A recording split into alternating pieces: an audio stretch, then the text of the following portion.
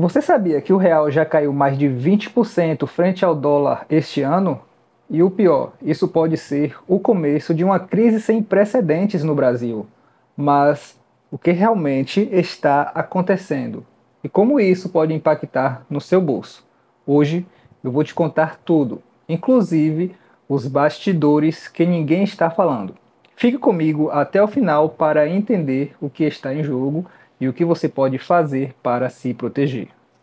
Olá pessoal, sejam bem-vindos a mais um vídeo. Bem, uma nova crise cambial está de volta e está bem parecido com o ano de 2022. Para quem não se lembra, naquela época vimos liquidações em massa nos mercados financeiros, grandes economias sendo severamente impactadas e quedas históricas nas principais moedas mundiais em menos de 6 meses. O yuan chinês voltou aos níveis vistos durante os lockdowns e o iene japonês desvalorizou mais de 20%. E grandes economias enfrentaram desvalorizações significativas de suas moedas. Agora, o cenário atual traz de volta essa triste lembrança. Tudo começou quando o Federal Reserve, deu sinais de que os cortes nas taxas de juros em 2025 seriam menores do que o esperado. Isso impactaria os mercados globais, mas a situação tomou proporções ainda mais graves, como as recentes declarações de Donald Trump. Ele quer impor tarifas generalizadas ao comércio internacional, desde a China até o Canadá e toda a Europa. Isso pode causar uma desaceleração abrupta no comércio global com os Estados Unidos e comprometer gravemente o fluxo do dólar na economia mundial. Esse cenário desencadeia uma série de eventos que afetará principalmente os mercados emergentes. No entanto, isso não significa que os Estados Unidos sairão ilesos. Na verdade, o dólar americano atingiu recentemente seu nível mais alto desde 2022. E isso traz consequências importantes. Quando o dólar se valoriza, ele se torna mais caro para mercados que operam com a moeda de reserva, como é o caso de grande parte do mundo. Bem, empresas que tomaram empréstimo em dólar estão enfrentando um aumento significativo nos custos de financiamento, e países com déficits fiscais enormes estão vendo suas moedas desvalorizarem rapidamente. O Brasil, infelizmente, está no centro dessa tempestade. O real brasileiro já caiu 21% em relação ao dólar este ano, e as projeções indicam que essa tendência pode continuar. Com grande parte dos bens importados pelo Brasil e precificado em dólares, o custo dessas mercadorias está subindo cada vez mais. E isso afeta diretamente empresas e consumidores, criando uma pressão inflacionária.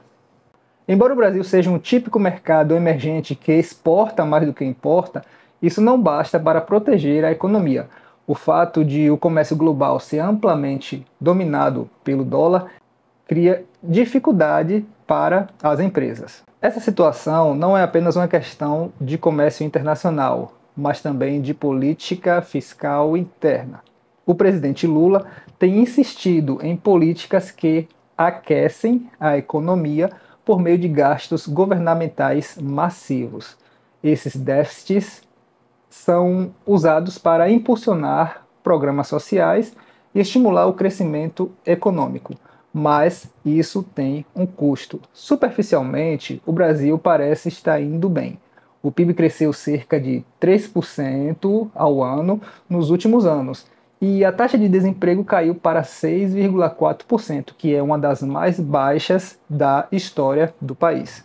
Porém, esse crescimento tem um preço alto. O déficit fiscal brasileiro atingiu níveis alarmantes. Em 2024, ele foi superior a 800 bilhões de reais, que é aproximadamente 130 bilhões de dólares, representando impressionantes 99,5% do PIB.